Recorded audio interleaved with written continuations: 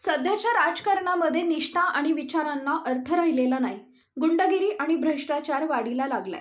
यामुळे राजकारणापासून दूर राहणाऱ्या तरुणांनी देशात लोकशाही टिकवण्यासाठी राजकारणात यावे असे आवाहन करतानाच सुशिक्षित तरुण राजकारणात आला तर देशाला निश्चितच समर्थ नेतृत्व मिळू शकेल असा विश्वास स्वाभिमानी शेतकरी संघटनेचे अध्यक्ष माजी खासदार राजू शेट्टी यांनी व्यक्त केला। जाधवर ग्रुप ऑफ इन्स्टिट्यूट तर्फे आयोजित 7व्या युवा संसदेचे उद्घाटन नरे येथील संस्थेच्या सभागृहात झाले। खासदार संजय जाधव आणि ओमराजे निंबाळकर यांना आदर्श खासदार पुरस्कार, माजी नगरसेवक साईनाथ बाबर यांना आदर्श नगरसेवक पुरस्कार, सरपंच दिलीप घोलप यांना आदर्श सरपंच पुरस्कार तर उद्योजक सनी निमन यांना आदर्श युवक पुरस्काराने यावेळी सन्मानित करण्यात आले। पुणेरी पगडी, शाल, मानपत्र व सन्मान चिन्ह असं या पुरस्काराचे स्वरूप होते। या संस्थेच्या उडान या वार्षिक अंकाचे प्रकाशन मान्यवरांच्या हस्ते करण्यात आले।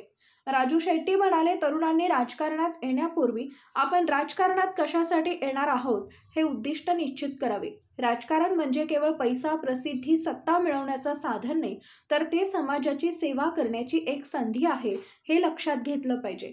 राजकारण जर सकारात्मकतेने केलं तर जनता निश्चितच आपल्या पाठीशी उभी राहते, हे मी वैयक्तिक अनुभवातून आपल्याला सांगतो। काळामध्ये पंजाबमधलं उदाहरण आपल्या समोर आहे, दिल्लीमधलं उदाहरण आपल्या समोर आहे। आणि म्हणून जर जनतेनेच ठरवलं आणि कुणी काही ताम्रपट घेऊन आलेला नाही, लक्षात ठेवा, मीच राज्य करणार किंवा मी या समाजाचा, या देशाचा, या राज्याचा वाली मीच आहे असं म्हणणारा कोणी ताम्रपट घेऊन आलेला नाही आहे। कधी काळी असं वाटायचं की नेहरू नंतर या देशाचं काय होईल, पण तेवढ्याच सक्षमपणानं इंदिरा गांधींनी या देशाचं नेतृत्व केलं। कधी नंतर इंदिरा गांधी नंतर काय होईल असं वाटायला लागलं अचानक त्यांचा खून झाल्यानंतर, पण राजीव गांधींनी सुद्धा काही काळ या देशाचं नेतृत्व केलं।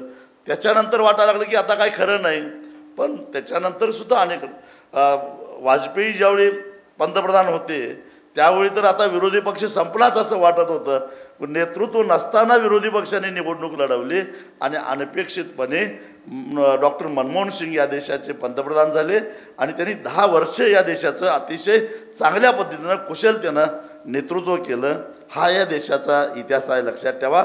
त्यामुळं कुणा एकामुळं देश चालतोय असं काही समजायचं कारण नाही। जेव्हा जेव्हा देशाला गरज भासते, जेव्हा जेव्हा समाजाला गरज भासते, त्यावेळी समाजातूनच एक नायक पुढे येतो आणि तो या समाजाला नेतृत्व देत असतो। तेव्हा आपण फक्त आपली जबाबदारी ओळखून, लोकशाहीनं आपल्यावर काय जबाबदारी टाकलेली आहे ती जबाबदारी ओळखून जर का आपण पुढं वाटचाल करायचं ठरवलं तर या देशामध्ये कधीही काही कमी पडणार नाही। आणि हा 18 पगड जातीचा, अनेक धर्मांचा, अनेक भाषा असणारा हा देश कुणी कितीही प्रयत्न केला तर शेवटपर्यंत एकसंघ राहणार आहे, होता एकसंघ, राहणार एकसंघ आणि हा देश असंच राहणार। पण या देशाची संस्कृती बिघडू पाहणारे, राजकीय संस्कृती बिघडू पाहणारे मात्र काळाच्या ओघात लयाला जातील हे लक्षात ठेवा।